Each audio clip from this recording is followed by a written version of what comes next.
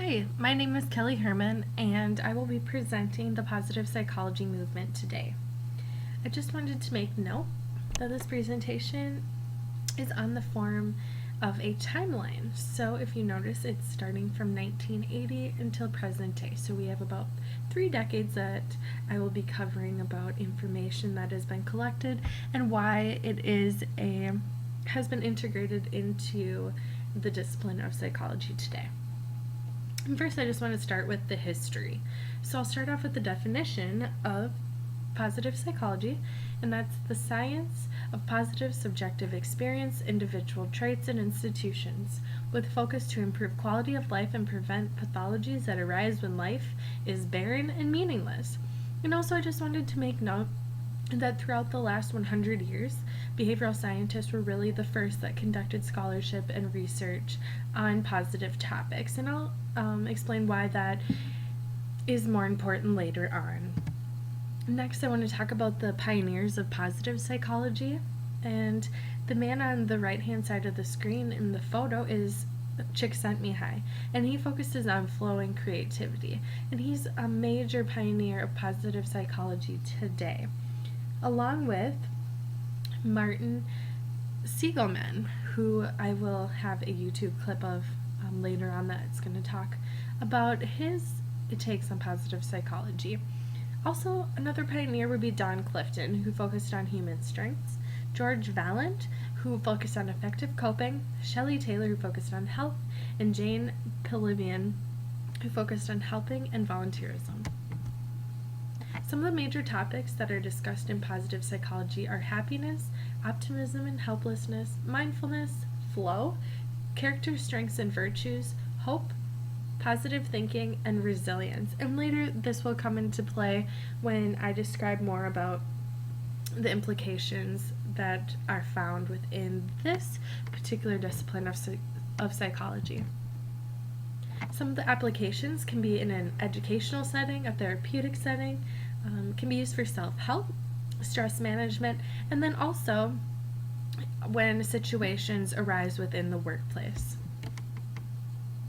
And this is Martin Seligman. He is a major pioneer within positive psychology, and he's going to talk to us today a little bit about how we've implemented positive interventions and what this looks like. Yes, and I'll just give you some samples of it.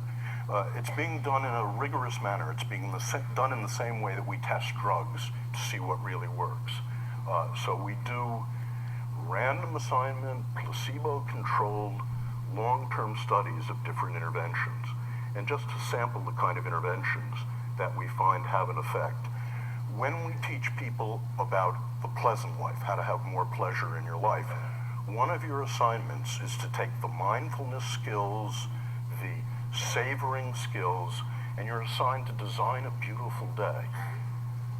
Next Saturday, set a day aside, design yourself a beautiful day, and use savoring and mindfulness to enhance those pleasures. And we can show in that way that the pleasant life is enhanced. Gratitude visit. I want you all to do this with me now, if you would. Close your eyes. I'd like you to remember someone who did something enormously important that changed your life in a good direction, who you never properly thanked. The person has to be alive. Okay? Now, you can open your eyes. I hope all of you have such a person. Your assignment when you're learning the gratitude visit is to write a 300-word testimonial to that person. Call them on the phone in Phoenix, ask if you can visit, don't tell them why, show up at their door, you read the testimonial, everyone weeps when this happens. And what happens is when we test people 1 week later, a month later, 3 months later, they're both happier and less depressed. Another example is a strengths date, in which we get couples to identify their highest strengths on the strengths test, and then to design an evening in which they both use their strengths.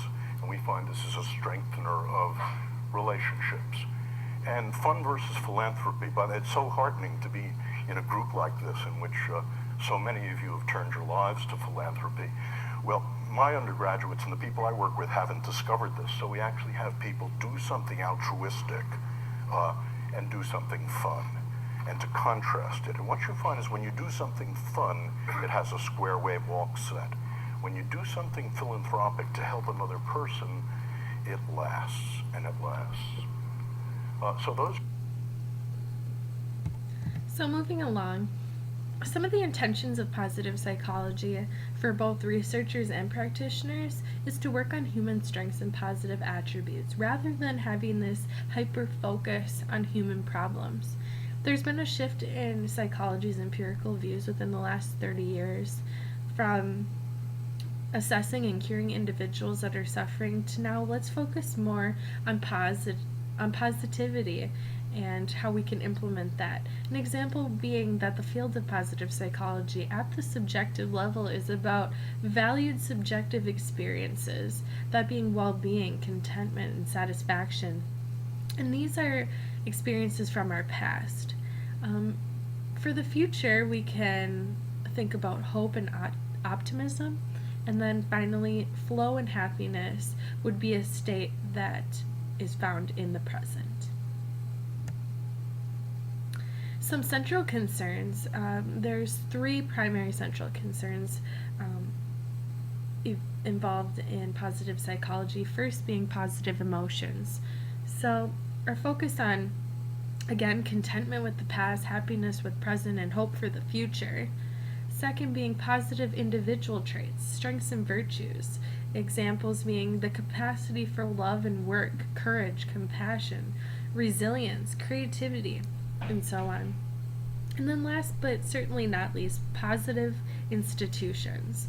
This focuses on strengthening and fostering better communities. And we think we may be able to do that and see positive institutions present themselves maybe through justice, responsibility, civility, parenting, and so on. And the influences on psychology itself. Well, going back to World War II is when a large part of psychology was devoted to healing.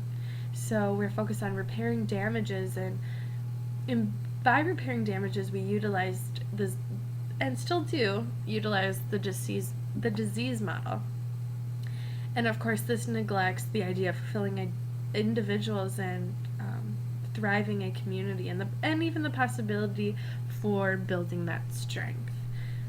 The overall influence, I would say, is the change in psychology itself. We want to bring the idea of building strength to the forefront of treatment and prevention, specifically within the mentally ill population. And the reason why the mentally ill population in particular is relevant is because of that utilization of the disease model and that devotion to healing. Instead, positive psychology is saying, let's focus on fulfilling individuals and creating an atmosphere that the community can thrive in. The overall goals for positive psychology, and I just really narrowed them down into these few ideas.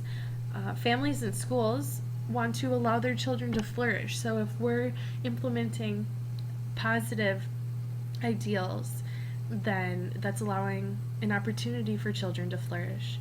Workplaces should foster more satisfaction, and then that should in turn result in high productivity. Communities should encourage civic engagement. In the therapeutic setting, therapists should be able to identify and nurture patient skills. In the educational setting or within schools, we should be teaching positive psychology and resilience skills. And then last but certainly not least, the dissemination of positive psychology and resilience training in organizations and within our community. And with all these goals in mind, positive psychology is really trying to bring positivity to the forefront, essentially. And some future challenges. We know with the knowledge that we currently have that there's some gaps. and here's an extensive list of some of the gaps in knowledge that are included, and that's the calculation of well-being. So we know that the implementation of well-being to individuals is a great idea, but how do we calculate that? Next, the collective well-being. So again, we're focusing, and we have focused on diminishing damage and repairing that damage on the individual level, but what about on the collective level? Can we create a balance between individual and collective well-being? Third, authenticity. Right now, or in the past, we have viewed positive traits as being derivative or even inauthentic in comparison to negative traits being authentic. But there are some opposing viewpoints that state that negative traits could be derived from positive traits themselves. And you know what? They also could be separate systems entirely.